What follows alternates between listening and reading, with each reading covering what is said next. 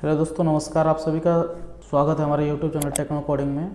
और आज हम लोग इस वीडियो के हेल्प से जानेंगे logical operators and conditional operators का यूज कैसे करते हैं पीएचपी में। तो चलिए स्टार्ट करते हैं।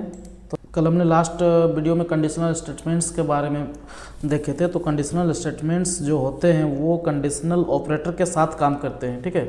तो कंडीशनल ऑपरेटर क्या क्या होते हैं उसके बारे में जानते हैं।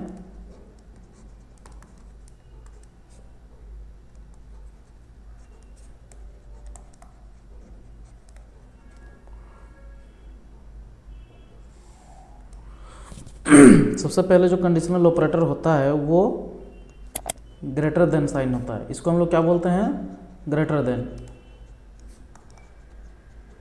तो इसको कैसे लिखा जाता है कि a is greater then b, मतलब a का वैल्यू बड़ा होना चाहिए, इसलिए इसको हम लोग ग्रेटर देन, जिधर का मुंह खुला हुआ है उधर का वैल्यू बड़ा होना चाहिए। तो हम लोग इसको पढ़ेंगे कैसे? a is greater then b। उस तरह से सेकंड जो होता है वो होता है लेस देन। इसको क्या बोलते हैं हम लोग? Less than. तो क्या कहेंगे? a is less than b। उसके साथ हम लोग का क्या होता है next? Greater than equal to. इसको क्या बोलते हैं? ग्रेटर देन इक्वल टू, मतलब a is greater than equal to b। मतलब क्या कि a या तो बड़ा हो सकता है b से या फिर बराबर हो सकता है, ये कंडीशन है, ठीक है। नेक्स्ट क्या है? तो less than equal to, less than equal to. तो क्या है कि a is less than equal to b। a का वैल्यू जो है वो b से छोटा हो सकता है या b के बराबर होगा। नेक्स्ट क्या है? Double equal to. तो इसको हम लोग बोलते हैं इक्वल टू साइन। क्या बोलते हैं?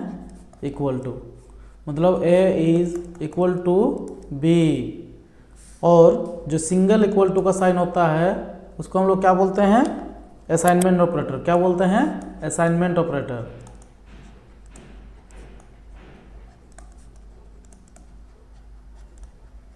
जैसे कि a इक्वल टू b, मतलब क्या b का वैल्यू a में स्टोर हो रहा है, ये नहीं कि a बराबर b लिख रहे हैं, ठीक है। तो ये असाइनमेंट ऑपरेटर होता है। तो ये सब सारा क्या है? कंडीशनल ऑपरेटर्स हैं। जैसे हम लोग प्रोग्रामिंग में देखे थे कि कैसे कंडीशनल ऑपरेटर कंडीशनल स्टेटमेंट्स के साथ काम करता है। अब इसके बाद जो आता है वो आता है लॉजिकल ऑपरेटर। क्या आता है? Logical operator. अब लॉजिकल ऑपरेटर का काम क्या है? बेसिकली ये कुछ लॉजिक्स लगाते हैं। जैसे मोर देन 2 नंबर के साथ कंपैरिजन करना है तो लॉजिकल ऑपरेटर का यूज होता है।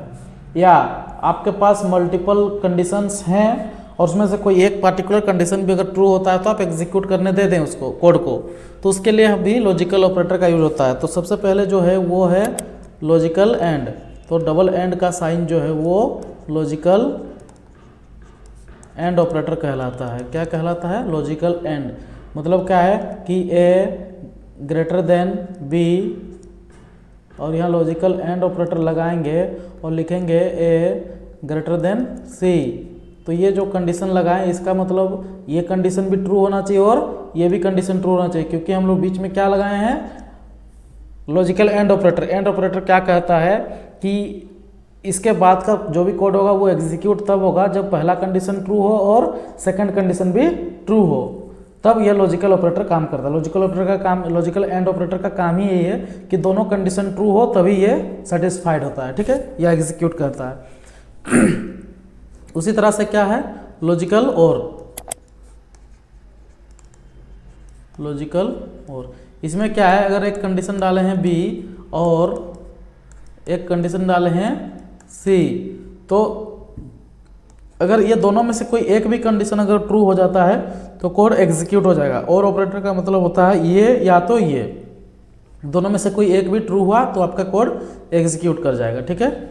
इसके बाद होता है लॉजिकल नॉट। क्या होता है? Logical not. जैसे a is not equal to b, मतलब क्या लिखे हम लोग? a b के बराबर नहीं है, ये कंडीशन है, नॉट इक्वल टू कंडीशन है, ठीक है। तो इस तरह से हम लोग logical operators and conditional operator का यूज करते हैं हम लोग का कंडीशनल स्टेटमेंट्स के साथ। चलिए फिर से हम लोग नेक्स्ट वीडियो में मिलते हैं आपके साथ। और नेक्स्ट वीडियो जो हम लोग का होगा वो स्विच केस स्टेटमेंट के साथ होगा।